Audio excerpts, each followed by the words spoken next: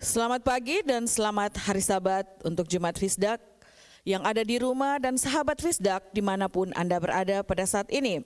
Baiklah, kita akan masuk di dalam diskusi pelajaran sekolah Sabat sepanjang 1 minggu dalam pelajaran yang ketiga.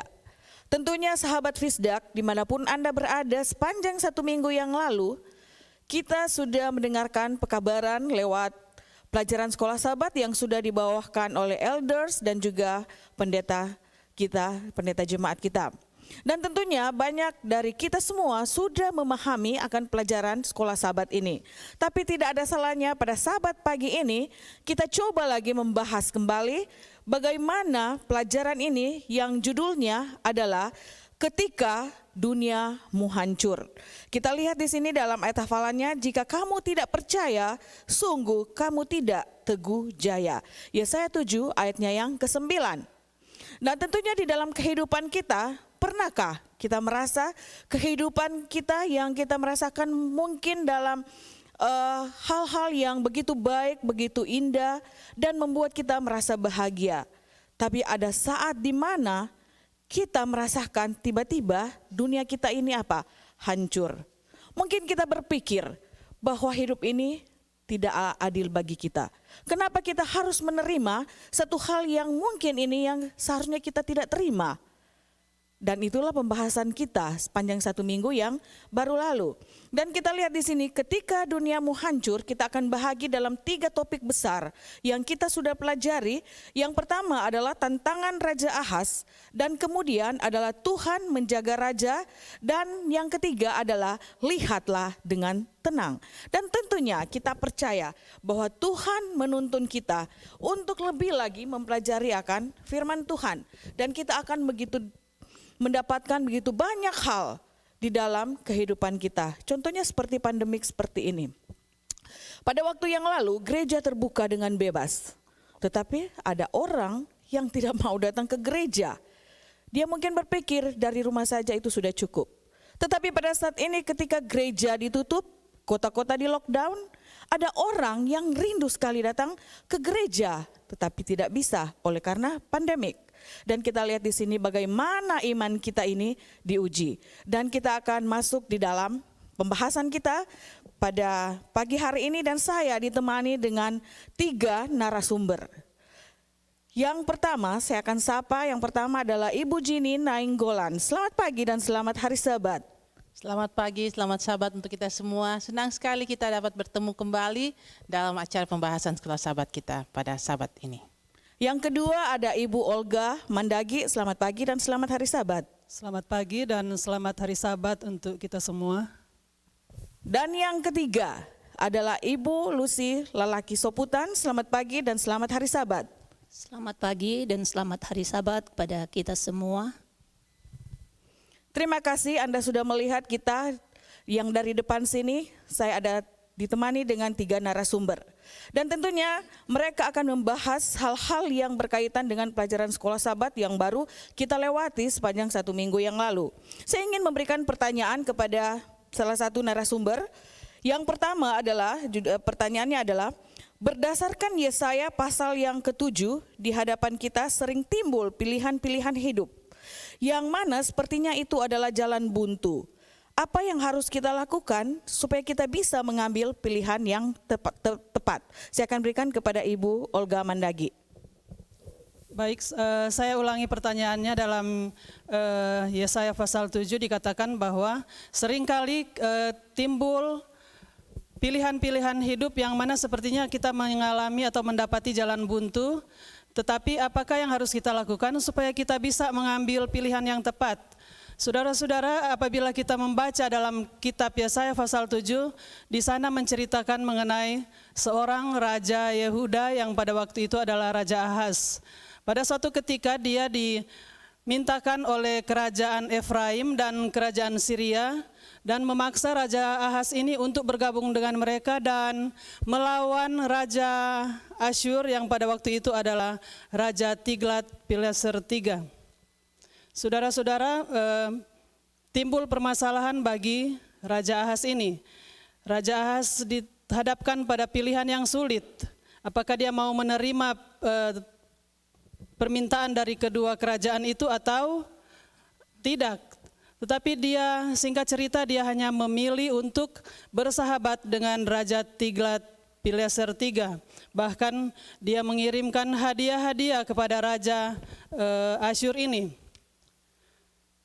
Tetapi persahabatannya dia mempunyai suatu maksud dengan harapan bahwa apabila dia mendapat serangan dari kedua kerajaan yang saya sebutkan tadi, yaitu Raja Efraim dan Kerajaan Syria, dia berharap Raja Asyur ini akan menolong dia. Dan begitulah dia menjalin persahabatan yang baik dengan raja ini. Kemudian Tuhan melihatnya. Tuhan mengutus Nabi Yesaya dan dia katakan kepada Nabi Yesaya, temuilah Raja Ahaz ini dan katakan kepadanya bahwa dia tidak harus berhubungan dengan Raja Asyur ini. Dia katakan bahwa Tuhan akan menolong Raja Ahaz asalkan dia mau percaya kepada janji-janji Tuhan, percaya bahwa Tuhan akan menolong dia. Tetapi apa yang dikatakan oleh Nabi Yesaya ditolak oleh Raja Ahaz. Dia tidak menerima tawaran yang Tuhan berikan kepada Raja Ahaz ini. Dan gantinya Raja Ahaz mengakui bahwa Tuhanlah yang harus menjadi sahabat dia untuk menolong dia, tetapi dia tidak mendengar apa yang Nabi Yesaya katakan kepadanya. Dia hanya menolak tawaran yang sudah diberikan. Semua keputusan yang Raja Ahaz ambil, semuanya atas pikirannya sendiri. Dia tidak mengandalkan Tuhan. Dia mengambil keputusan sesuai dengan kemampuannya, dia sesuai dengan pikirannya sendiri. Dia harusnya percaya kepada Tuhan dan percaya kepada janji-janji Tuhan. Jadi untuk menjawab pertanyaan yang sudah diberikan tadi, apakah yang harus kita lakukan agar kita boleh mendapatkan pilihan yang tepat? Jawabannya hanyalah cari Tuhan dan percaya kepada janji-janji yang Tuhan sudah berikan. Memang kadang-kadang kita dihadapkan pada kesulitan-kesulitan dalam kehidupan kita. Tetapi Tuhan memberikan kesulitan kepada kita bukan untuk membawa kita jauh kepada Tuhan, tetapi untuk menyadarkan kita bahwa kita itu memerlukan Tuhan, kita itu membutuhkan pertolongan Tuhan, dan dengan kesulitan-kesulitan yang kita alami itu adalah untuk mengajak kita atau untuk membawa kita untuk mencari Tuhan. Jadi seringkali kita berpikir atau kita bertanya kepada diri kita sendiri, apakah kita mencari Tuhan pada saat kita mengalami kesulitan? Ketika kita menghadapi kesulitan-kesulitan, janganlah kita mengambil atau mengandalkan kemampuan kita, kekuatan kita sendiri, tetapi biarlah kita selalu datang kepada Tuhan untuk membutuhkan pertolongan. Karena kita harus menyadari Tuhan sudah menolong kita pada waktu-waktu yang lalu, Tuhan juga sudah menolong kita saat ini, bahkan Tuhanlah yang akan menjadi penolong kita pada saat-saat yang akan datang. Dan Allah hanya memintakan kepada kita adalah percaya kepadanya dan turutlah akan kehendak-kehendak Tuhan. Jadi saudara-saudara, janganlah kita lupa bahwa menolak tawaran Allah itu akan menjadi membawa kita jauh kepada Tuhan. Ingat istri Lot, Tuhan sudah memberikan tawaran kepada dia untuk mendapatkan keselamatan, tetapi dia membuat pilihan yang salah. Dia mengikuti Tuhan untuk berjalan jauh ke depan, tetapi dia tidak mendengarkan Tuhan untuk tidak menoleh ke belakang. Dia membuat pilihan salah, dia menoleh ke belakang, akhirnya akibatnya apa? Risikonya dia tanggung sendiri. Jadi ketika kita membuat pilihan yang salah, bukan orang lain yang akan mengalami risiko, tetapi kita sendirilah yang akan mengalaminya. Saya kira itulah yang bisa saya jawab dari pertanyaan ini. Terima kasih kepada Ibu Olga, sangat jelas sekali ya di dalam kita melakukan pilihan. Kalau saya boleh ambil contoh, sebelum kita menikah, kita juga sudah memiliki pilihan hidup. Dan pilihan ini kita akan lalui itu seumur hidup. Jadi tergantung dari kita apakah pilihan ini kita akan pilih wanita ini atau laki-laki ini yang akan menjadi pendamping kita. Dan di situ kita ada janji, dalam sukar sulit pun, dalam susah, dalam senang kita akan lewati bersama. Dan itu adalah pilihan kita. Ketika kita mendapati mungkin jalan yang kita harus lalui itu berbeda dengan apa yang kita pikirkan, tentu kita ingat bagaimana waktu dahulu kita sudah bilang susah dan senang kita akan lewati bersama-sama. Jadi pilihan memang ada sukar sulitnya. Tetapi kalau kita selalu percaya kepada Tuhan, kita andalkan Tuhan di dalam kehidupan kita, maka kita akan apa? Dapatkan yang terbaik. Baiklah, kita akan lanjut pelajaran kita dengan pertanyaan yang kedua. Pertanyaan yang kedua ini bagus sekali. Kebenaran apa yang ditampilkan oleh Yesaya 7 ayat 10 sampai yang ke-13 tentang tindakan Allah. Jadi di sini dikatakan kebenaran apa? Dan ini saya akan berikan kepada Ibu Lucy Lalaki Soputan. Terima kasih. Saya akan coba menjawab pertanyaan yang sudah diberikan kepada saya. Di sini saya akan menjawab mengenai Nabi Yesaya dengan Raja Ahab. Kita sama tahu itu Nabi Yesaya ini Tuhan udah diutus dia untuk menginjil kepada Nabi Ahab, Raja Ahab. Tapi dia kita sama tahu, kita sudah belajar kan, jadi kita sama tahu dia cuma keraskan hati dia karena dia tidak percaya. Jadi bagaimana dia, Tuhan sudah bilang berulang-ulang dia sudah sampaikan kepada dia, tapi tetap dia keraskan hatinya. Jadi di sini saya mau kasih contoh ya di dalam kehidupan saya hari-hari. Hari-hari saya saya yakin, saya percaya Tuhan sudah mengutus saya, Tuhan sudah pakai saya untuk menginjil kepada keluarga saya yang belum dalam kebenaran. Karena apa?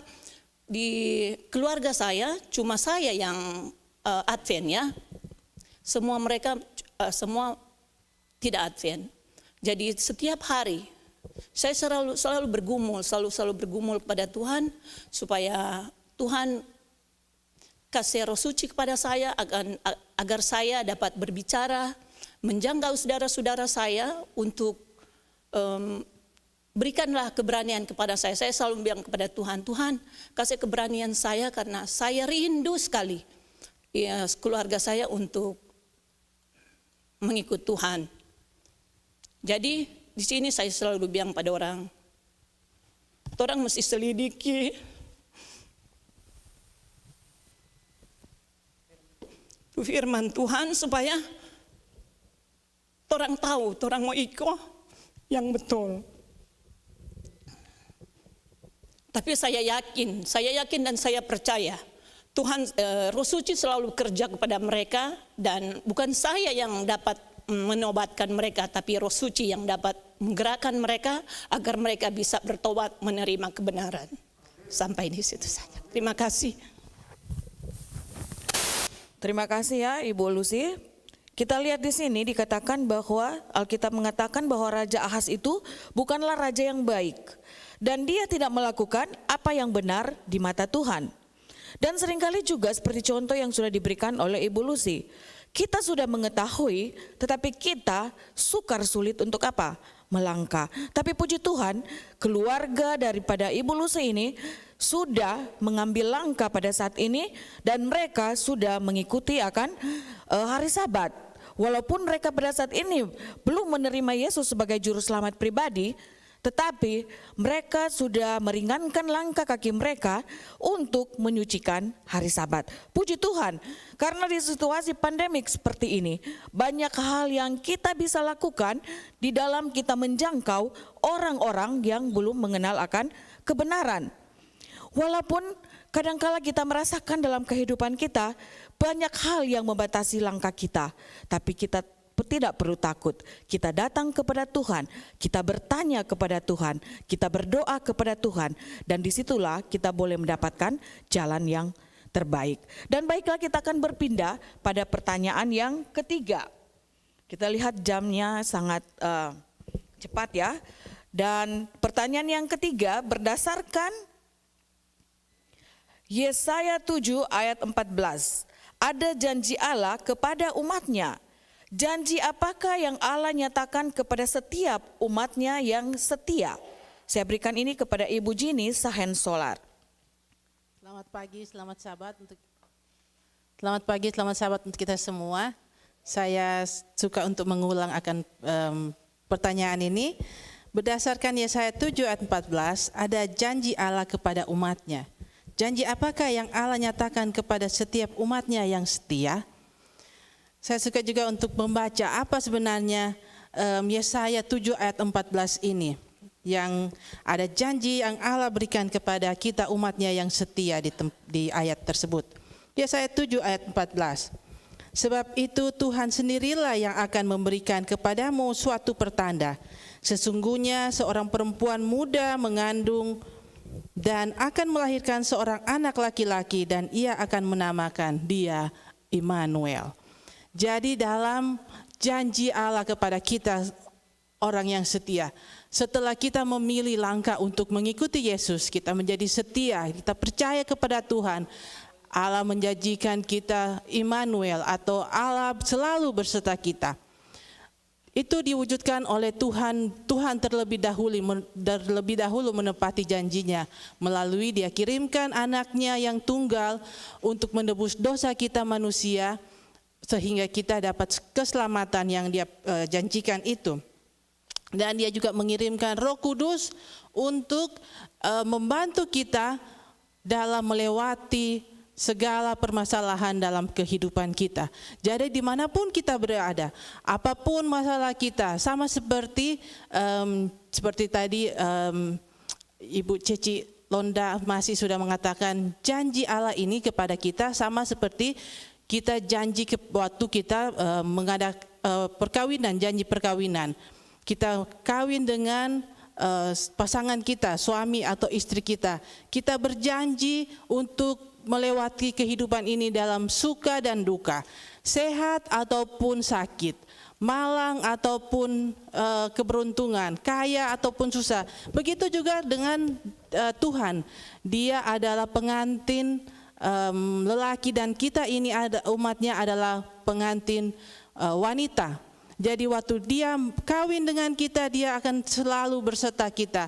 Kita susah, walau dalam susah senang, dalam sakit maupun duka, dalam apapun yang kita akan jalani dalam kehidupan ini, Dia akan selalu bersama kita. Dia tidak menjanjikan, Tuhan tidak menjanjikan kekayaan ataupun hal-hal yang bersifat duniawi, tetapi Dia selalu menjanjikan kita bersama dengan kita. Jadi Immanuel ini Allah akan selalu bersama dengan kita. Dia hanya menuntut kita untuk percaya. Tetapi percaya ini yang bagaimana? Percaya ini harus kita bentuk dalam kehidupan kita dari terlebih dahulu, lebih awal. Melakukan itu, percaya itu harus kita mulai sedini mungkin. Kita percaya akan janji Allah. Mulai dari diri kita sendiri, kita berserah. Jadi itu merupakan suatu lifestyle dalam kehidupan kita.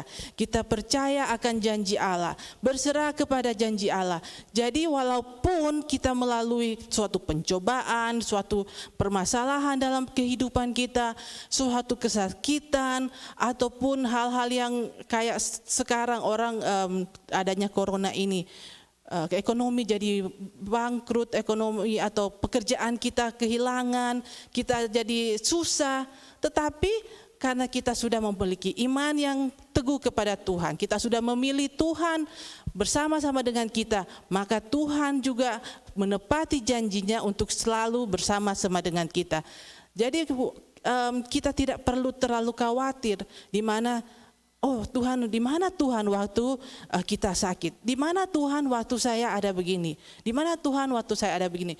Biarlah kita mulai dari diri kita sendiri. Lebih awal kita menyerahkan kehidupan ke dalam tangan Tuhan. Sebagaimana Tuhan selalu bersama-sama dengan kita, kita akan juga percaya bahwa pimpinan Tuhan akan selalu bersama-sama dengan kita. Dimanapun kita, sama seperti suami kita. janji pernikahan kita, sakit, duka, itulah Tuhan selalu bersama-sama dengan kita. Waktu 3 orang teman dari Daniel, waktu mereka tidak menyembah akan patung yang dibuat oleh Nebukadnezar dan mereka dilemparkan di dapur api. Di mana waktu itu Tuhan? Dia bersama-sama dengan mereka. Jadi kita tidak perlu khawatir. Tuhan akan selalu bersama-sama dengan kita.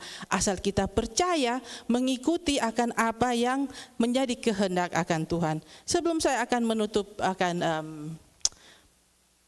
atau jawaban saya ini, saya suka membaca ada di dalam penuntun guru di sekolah sahabat kita, di dalam Kebahagiaan Sejati halaman 137 dan 138.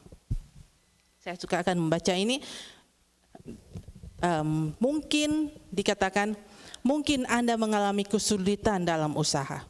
Pengharapan masa depanmu bertumbuh semakin gelap dan Anda mungkin terancam bangkrut. Tetapi janganlah tawar hati. Letakkanlah segala kesusahanmu kepada Allah. Tetaplah tenang dan gembira. Doakanlah supaya diberikan kebijaksanaan mengatur masalahmu dengan bijaksana. Dengan demikianlah Anda dapat mencegah kerugian dan malapetaka. Lakukanlah sekuat tenagamu apa yang dapat Anda lakukan untuk mendatangkan hasil yang baik. Yesus telah menjanjikan pertolongannya, tetapi janji itu tidaklah terpisah dari usaha kita sendiri. Apabila tergantung kepada penolong kita itu, dan Anda telah melakukan semua yang dapat dilakukan, terimalah hasilnya dengan gembira. Jadi dikatakan kesulitan apapun, usaha apapun kita di sini, hanya serahkan kepada Tuhan. Tuhan sebagai penolong kita, Dia akan selalu bersama dengan kita dimanapun kita, atau apapun keadaan kita, Dia akan selalu bersama dengan kita. Dan apapun hasil yang Tuhan berikan, kita akan menerimanya dengan gembira karena kita selalu berserah kepada Tuhan. Itu saja yang saya bisa tambahkan. Terima kasih. Terima kasih kepada Ibu Jini Sensolar. Jawaban-jawaban yang sangat baik juga. Dan tentunya kalau kita kembali melihat di dalam pelajaran sekolah Sabat, di sana dikatakan terkadang umat Allah itu lupa bahwa Tuhan itu mengharapkan kesetiaan daripada kita. Dan mereka telah melihat hubungan perjanjian dengannya. Karena itu dalam pemeliharaannya Allah mengizinkan keadaan sulit menimpa umatnya sebagai sarana menyadarkan mereka akan kebutuhan mereka untuk mencari Tuhan dan mencari dan kembali kepada terangnya. Jadi ini adalah saat bagi kita semua kalau kita melihat akan dunia pada saat ini. Pandemik ini bukan terjadi hanya di New Jersey atau hanya di Amerika saja, tapi di seluruh dunia. Dan ini adalah waktu bagi kita semua untuk melihat kembali keadaan kita. Apakah kita sudah setia? Apakah kita mau berbalik kepada Allah? Inilah waktunya. Kalau pada waktu yang lalu Anda suka shopping, pada saat ini Anda tentu takut untuk datang apa? Ke mall. Secara dulu kita bebas untuk datang shopping, tidak menggunakan masker, dan kita boleh jalan seenaknya, tapi pada saat ini tidak bisa. Bagi Anda yang suka traveling, pada saat ini tentunya Anda juga tidak mau traveling. Dan bagi Anda yang suka ke pantai atau kemanapun untuk pelesir dunia, pada saat ini Anda takut oleh karena apa? Bahaya corona. Dan ini sebenarnya adalah waktunya kembali kepada Allah. Ini adalah waktunya Anda memperhitungkan kehidupan Anda kepada Tuhan. Kita lihat akan kehidupan kita. Kita lihat dan kita boleh cari apa sebenarnya yang hilang di dalam kehidupan kita, dan kita kembali berbalik kepada Allah. Dan baiklah, kami memiliki satu pertanyaan yang datang dari Om Didi Sibedeus. Pertanyaannya adalah demikian. Selamat sahabat My Fisdak Family. Pelajaran hari Senin menjelaskan bahwa Tuhan mau kita di-purify. Seringkali it is difficult to see kalau itu adalah kehendak Tuhan. Contohnya, 15 tahun istri saya didiagnosa kanker. Pertanyaannya, apakah itu adalah kehendak Tuhan? agar keluarga saya lebih berserah. Saudara-saudara tahu kalau cancer itu seperti death sentence. Jadi waktu itu terjadi, saya bertanya sama Tuhan, why? Jalan Tuhan itu seringkali tidak masuk akal. Dan baiklah, pertanyaan ini akan dijawab oleh Ibu Jini Sahen Solar.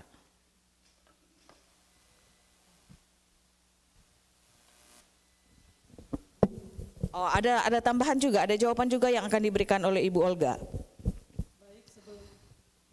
Baik, sebelum Saudari Jini memberikan jawabannya, seperti saya katakan tadi bahwa kadang-kadang kita mengalami atau Tuhan izinkan untuk mengalami kesulitan, tetapi dengan tujuan yang baik, yaitu untuk membawa kita untuk lebih dekat kepada Tuhan, untuk mengajak kita untuk datang mencari Tuhan. Tetapi jangan salah juga bahwa kesulitan-kesulitan yang kita hadapi itu bukan semuanya dari Tuhan. Jadi saya bisa kelompokkan dua. Yang pertama, kesulitan dari Tuhan itu misalnya yang terjadi kepada Ayub. Tuhan izinkan kesulitan itu terjadi, tetapi Ayub datang mencari Tuhan, bukan mencari sahabatnya. Dia minta pertolongan Tuhan dan akhirnya dia terlepas dari kesulitan-kesulitan yang sudah terjadi. Dan kesulitan yang kedua mungkin adalah karena kelalaian kita sendiri. Saya memberikan contoh, misalnya pada waktu yang lalu salah seorang dari sahabat kita, dia mendapatkan kesulitan yang sangat membuat dia merasa sakit. Dia makan dengan senangnya tentunya, dia makan gohu yang sangat enak, yang asam, sangat pedas, memang enak rasanya, tetapi selang berapa waktu kemudian dia merasakan sakit yang sangat tidak mengenakkan dia tidak mampu, sehingga dia merasa sangat bersalah. Jadi kesulitan ini tentunya bukan dari Tuhan, tetapi dia yang buat sendiri. Dia menyadari itu, dia minta pertolongan Tuhan, dia katakan ampuni karena saya sudah melakukan kesalahan sehingga saya sudah mengalami kesulitan itu. Jadi sekalipun kesulitan-kesulitan yang kita hadapi, kita sadari apakah itu dari Tuhan ataupun kita yang lakukan sendiri, jawabannya atau jalan keluarnya hanya satu, carilah Tuhan dan kita akan mendapatkan pertolongan dari Tuhan sesuai dengan janji-janjinya. Dan untuk case yang seperti Didi Sebedius keluarga alami, saya percaya dia sudah melakukan yang berkenan di hadapan Tuhan, dia mencari pertolongan kepada Tuhan, dia katakan kepada Tuhan, why ini terjadi dalam kehidupannya. Dia bukan mencari sahabat tetapi dia mencari Tuhan, dan Tuhan sudah menepati janji Tuhan bagi keluarga ini sehingga istrinya bisa disembuhkan. Jadi sekali lagi percaya saja kepada janji Tuhan, tetapi apa yang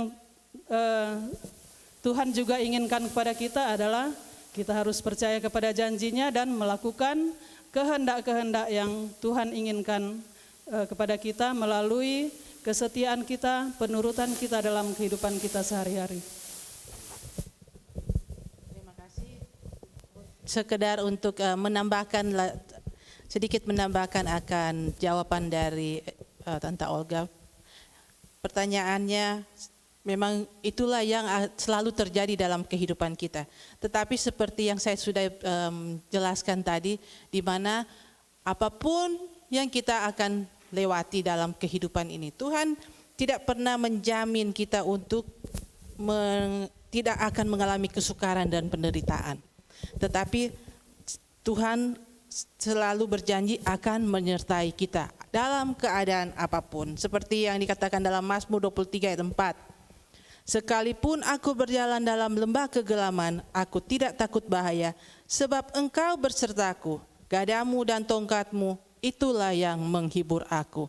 Jadi walaupun kita dalam kesulitan, kita balik bertanya kepada Tuhan, Tuhan apa maksud pencobaan ini dalam kehidupan saya? Dan Tuhan selalu akan membuka jalan kepada kita untuk melewati permasalahan demi permasalahan dalam kehidupan kita. Dan itu tentunya akan meningkatkan iman percaya kita untuk lebih dekat kepada Tuhan. Dengan kita percaya, otomatis iman kita kepada Tuhan lebih-lebih lagi ditingkatkan. Dan kita pasti ada Tuhan ada maksud tertentu di mana mungkin Tuhan akan membuka jalan untuk kita bisa lebih lagi melayani kepada orang lain. Jadi itulah yang kami bisa bawakan pada saat ini. Terima kasih. Terima kasih kepada Ibu Olga dan Ibu Jini yang sudah menjawab pertanyaan dari Bapak Didi. Dan tentunya kita sebagai umat Tuhan bukan berarti kita ini terbebas dari segala penderitaan, pencobaan ataupun siksaan. Kalaupun ada hal yang datang kepada kita seperti sakit penyakit, kita kehilangan orang yang kita kasihi, finansial kita mungkin berantakan, Allah melakukan semuanya itu untuk mendatangkan kebaikan kepada kita. Kalau kita lihat di dalam Roma pasal 8 ayatnya yang ke-28, bekerja dalam segala sesuatu untuk mendatangkan kebaikan bagi orang yang percaya. Tentu jelas sekali pada saat ini ya, di dalam sukar sulit pun kehidupan kita datanglah kepada Tuhan sesuai dengan janjinya. Kalau kita lihat juga di dalam 1 Petrus 1 ayat 6 dan ayat yang ke-7 dikatakan, bergembiralah akan hal itu sekalipun sekarang ini kamu seketika harus berduka cita oleh berbagai pencobaan. Maksud semuanya itu ialah membuktikan kemurnian imanmu yang jauh lebih tinggi nilainya daripada emas yang fana, yang diuji kemurniannya dengan api, sehingga kamu memperoleh puji-pujian dan kemuliaan dan kehormatan pada hari Yesus Kristus menyatakan dirinya. Dan itu adalah iman yang sejati. Dan jawaban ini tentunya agar dapat memberikan kepuasan kepada Bapak Didi Sebedeus. Dan dengan ini maka berakhirlah pembahasan sekolah sahabat kita pada saat ini. Dan tentunya kami menghimbau juga kepada sahabat Fisdak dimanapun Anda berada, bergabunglah bersama kami dalam pelajaran sekolah sahabat setiap malam jam 7.30. Kita akan mendapatkan begitu banyak berkat lewat pembahasan firman Tuhan dalam pelajaran sekolah sahabat. Dan kita akan tutup akan diskusi ini, pembahasan ini, dan kita bersatu di dalam doa.